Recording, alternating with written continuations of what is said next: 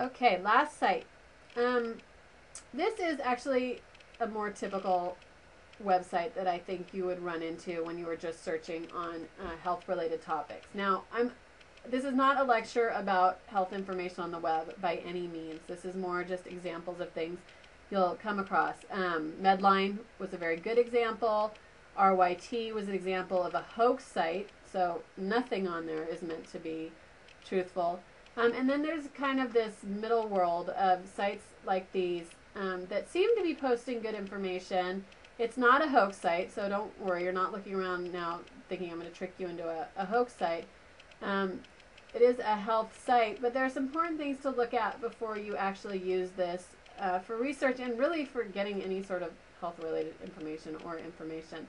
The big thing is that you need to look at is that it is a blog.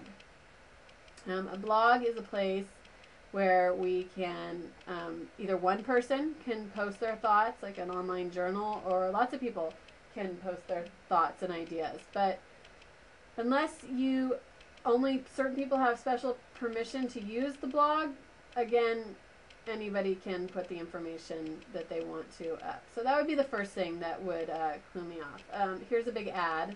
Not something I love to see beauty brands when I'm looking at health related issues, so that's something to consider as well. But it's not the most awful thing in the world, but just something to look at.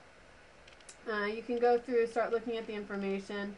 The first thing that I notice here is that all this information on postpartum depression, a serious issue, has been posted by Jackie.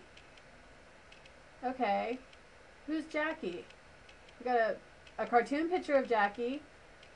We can't even really, we can view more posts on reproductive health, but we can't even get to Jackie. We can't even see who Jackie is. Jackie could be anybody. So that's very problematic. The next thing I want to do is start looking for about us. Ooh, I trip over this disclaimer.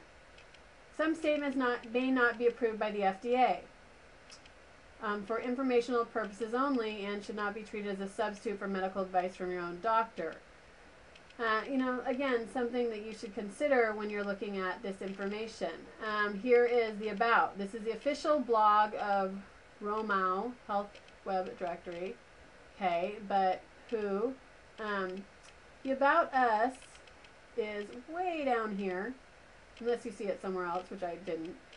Way down here is the about us, and ho-ho, it doesn't take us anywhere to a big white screen.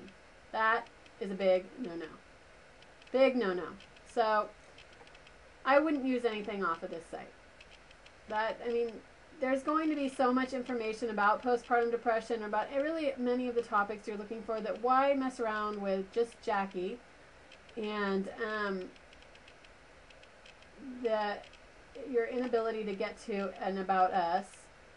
Contact us.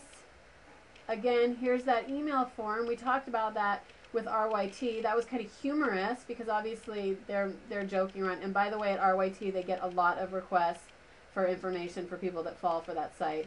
But for this one, again, you can't really get to them, and that's a little more frightening though, because this isn't a joke. This is a serious website. They do have a guidelines policy, but the first one is did you pay?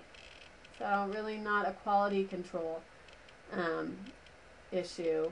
Do not use capital letters in any word.